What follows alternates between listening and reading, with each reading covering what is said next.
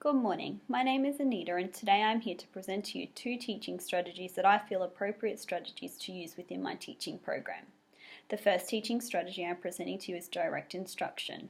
Direct instruction is about teacher-led instructions where we present new information to our classes. I am able to provide explanations on new subject materials and emphasize on factual knowledge that students are required to learn as part of the curriculum of different subjects. When using direct instruction, it is important that I take small steps into the teaching of the subject material by delivering the information required, allowing the students to memorize the new information and practice each step, and understanding the new content before moving on.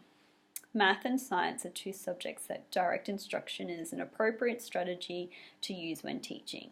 In math class, it is important that I provide my students with the instructions in a step-by-step manner.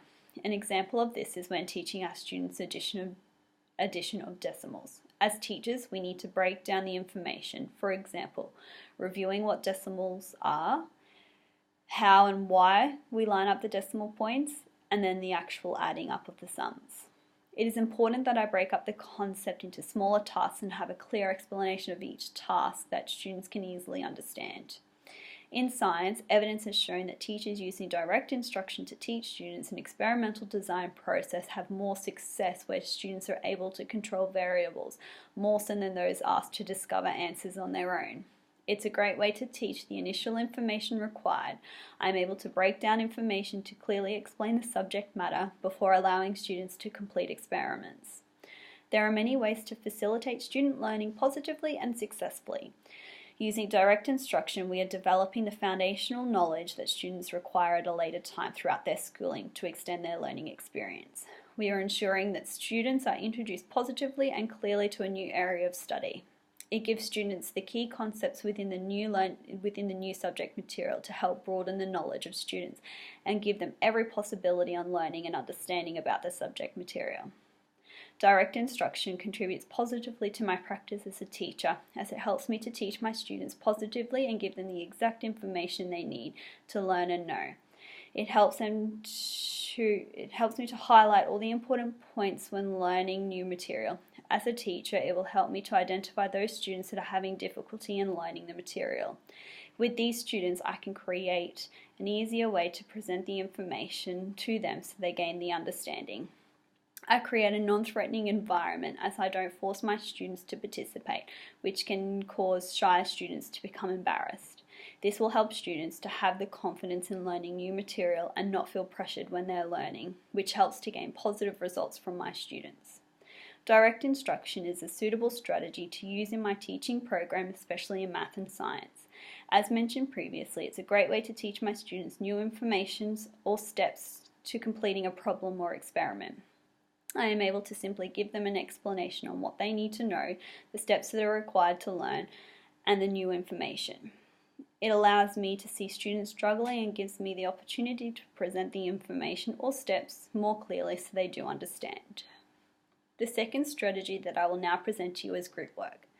Group work is a great way to follow from direct instructions as students have the information and now they can get into small groups to work together on remembering that new information. Group work is about students using prior knowledge to share ideas and experiences. As a teacher, I will observe my students working together to find ways to solve problems and present a supportive environment for them. This approach helps students to participate in class actively and confidently. The shy students are now able to build their confidence when they are getting to know their peers, and group work helps to build that confidence to participate in future class discussions. Science is an appropriate subject in which group work can be used on a daily basis when learning material and completing assessments or learning outcomes. Group work in science is an appropriate approach as it is realistic due to scientists working with others and teaches students skills in collaboration and teamwork that is required in science experiments and the learning of science materials. Group work has a positive impact on students' learning as it confirms the students' learning as a group. They are able to answer questions by discussing the information and working together to understand what they are required to know and remember. Students are able to work things out for themselves instead of me always giving the answer. This is important as they are willing to learn the things they are interested in and what they need to know. When students are learning in groups, they are able to learn material at a deeper level, which allows them to gain better understanding of the subject content they are learning. This shows they have successfully learnt the material and the achievements are increased when students have the understanding. Students gain social skills that help to gain confidence and allow them to contribute more in class. This shows they are engaged in what they are learning, which will help them to understand the subject content and have a successful learning experience. Group work contributes positively to my practice as a teacher as it helps me to keep my students engaged.